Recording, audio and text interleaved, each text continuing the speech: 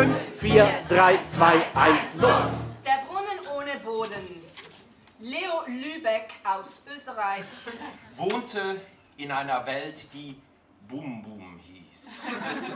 Bum, bum! In Bum Bum wohnten Morks und Murks. Zwei unterschiedliche Wesen, die sich gegenseitig bekämpften und bekriegten. Murks wusste aber nicht, dass Murks ein verwandelter Geheimagent war. Murks trug Stahlplatten in seinem Kinn.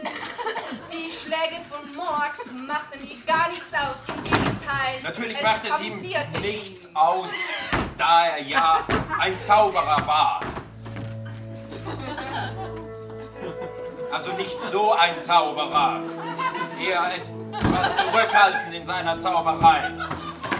Murks musste sich unbedingt bei seiner Geheimagentin, bei seiner Schwester Leo melden. Er musste ihr mitteilen, dass er den Brunnen bereits gefunden hatte. Das machte er in seiner geheimen Sprache.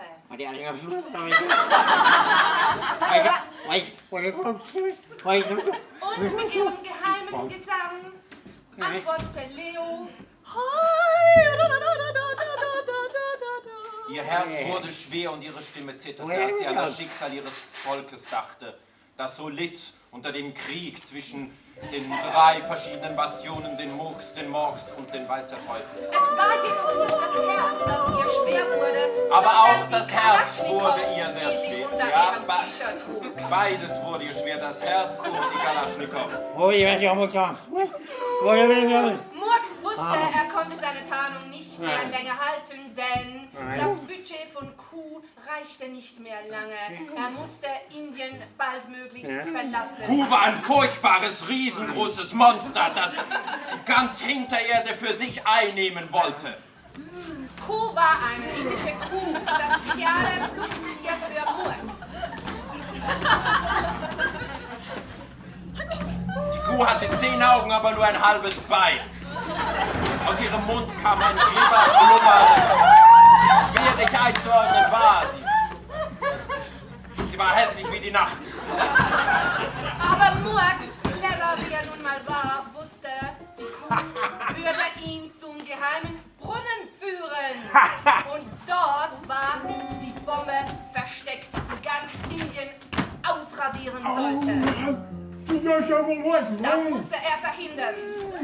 Aber schon klingelte seine Uhr.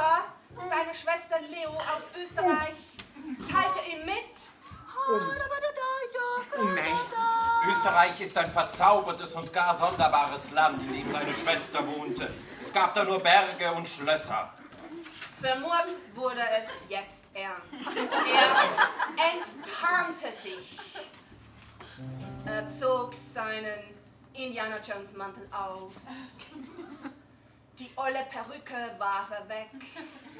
Er war eine wunderbare Fee. Aber nachdem er von Leo, der Österreicherin, die Kalaschnikow erhielt, verwandelte er sich in Terminator 3. Den Feen mit Kalaschnikow sieht man selten. Ja, Der Murks Murks wurde erwischt, aber dummerweise die Kuh auch. Die Kuh war doch der Schlüssel zum Brunnen. Schnell musste Murks die Kuh wiederbeleben.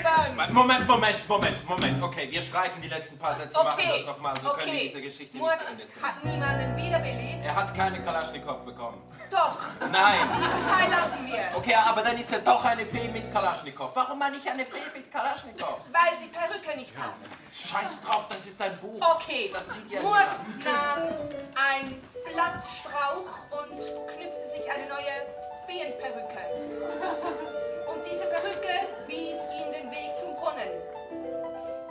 In der Hand hatte er seine Kalaschnikow. Das ist mein Genre. Ja, egal, ich darf nie eine Kalaschnikow benutzen. Er hatte den Brunnen gefunden und stieg hinunter.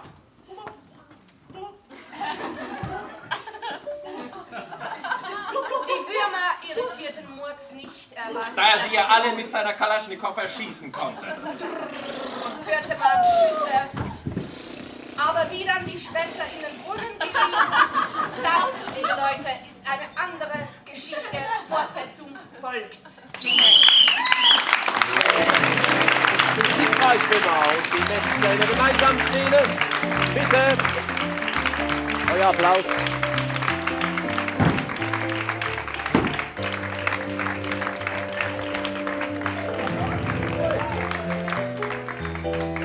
Ja.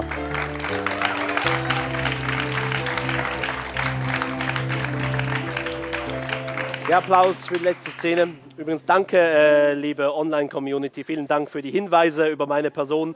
Es wurde zum Beispiel geschrieben, dass mein Proktologe den Termin für morgen um 11 Uhr bestätigt hat. Danke für diesen wichtigen Hinweis. Ich werde mich freuen, morgen in stechendem Schritte zu ihm zu gehen. Wir möchten jetzt doch aber uns wieder diese Szene hier widmen, die Szene, die wir gesehen haben, eine gemeinsame Szene. Jetzt gibt es die Abstimmung fürs Online-Publikum zu Hause und auch für das Saalpublikum. Geben Sie Ihren Punkt, liebes Saalpublikum, jetzt den Freischwimmern oder den Metzgern. Bitte jetzt Abstimmung. Eine knappe Entscheidung, einmal mehr. Wir haben nämlich viele blaue hier hinten. Ich möchte mal nur die roten sehen. Zählen wir schnell aus. Also nur die roten gerne. Also, ja, und jetzt noch die blauen gerne. Das gibt einen knappen Punkt, sind 7 Karten Unterschied, wenn ich richtig gezählt habe. Gibt einen Punkt, ja, Sie lachen jetzt, aber ich habe noch gute Augen, Dankeschön. Einen Punkt gibt es für die Metzger.